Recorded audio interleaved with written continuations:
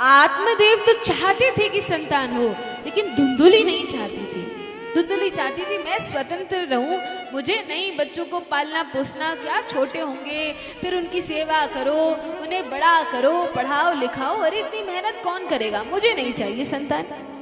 लेकिन अब फल दे दिया, अरे अब क्या करें, नहीं खाएंगे तो आत्मदेव ब्राह्मण डांटेंगे, और खा लिया, हो सकता है संत की बात सच निकल जाए और पुत्र उत्पन्न हो जाए। धुंधुली को तो पुत्र चाहिए नहीं था, तो उसने अपनी सखी से जाकर कहा, सहेली से कहा। सहेली भी बड़ी दुष्ट स्वभाव की थी, उसने कहा कि अरे एक काम करो, ये फल तो तुम गाय को खिला दो, वंध्या गाय को।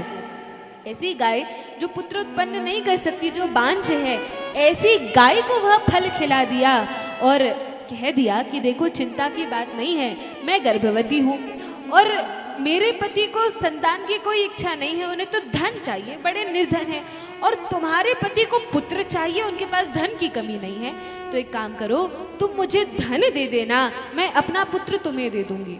ऐसी डील फाइनल हो गई और तब सखी के कहने पर फल तो खिला दिया वंध्या गाय को, और 9 महीने नाटक किया पेट में कपड़ा घुसाकर गर्भवती होने का।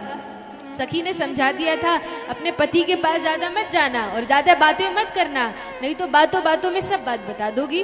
कहा ठीक है, अब तो अपने पति से दूर दूर रहने लगी। और तब 9 महीने हुए, इसकी बहन का पुत्र हुआ, तो उस बहन के बच्चे को धुंधुली ने अपने पास रख लिया और पति से कह दिया देखो हमारे घर बालक का जन्म हुआ है, लेकिन मेरी एक सखी है तो वह भी इसका पालन पोषण साथ में करेगी। आत्मदेव तो बड़े प्रसन्न हुए, उन्हें लगा कि संत ने जो फल दिया था उसके फल स्वरूप, आशीर्वाद स्वरूप यह बालक का जन्म हुआ है।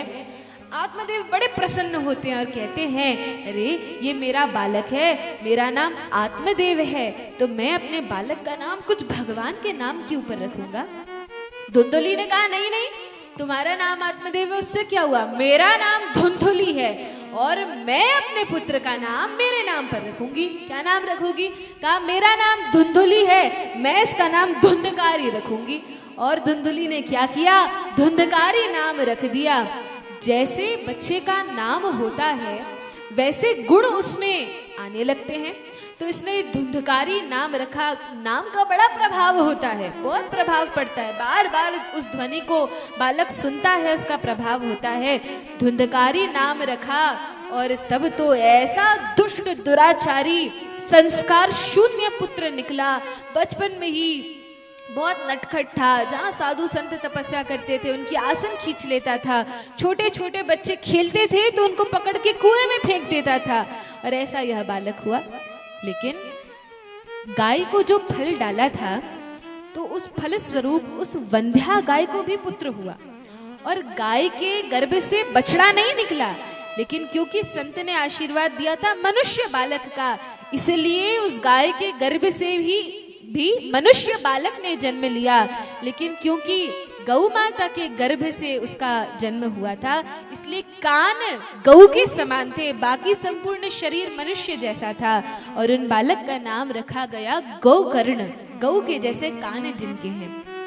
और संत ने कहा था इस फल को जो खाएगा उसका बड़ा सदाचारी पुत्र होगा। तो ये गौकर्ण महाराज तो माता पिता की बड़ी सेवा करने वाले और बड़े शुद्ध सात्विक स्वभाव के, भगवान के सुंदर भक्त के रूप में सुशील सदाचारी संस्कार संपन्न निकले, अपने पिता की बात मानने वाले, हमेशा शास्त्रों का पठन पाठन करने वाले, ऐसे ये पुत्र हुए। और एक और धुंधकारी, कभी माता पिता की बात नहीं मानता था, हमेशा उल्टे जवाब देता था, हमेशा ऊंची आवाज में बात करता था, ऐसा पुत्र हुआ।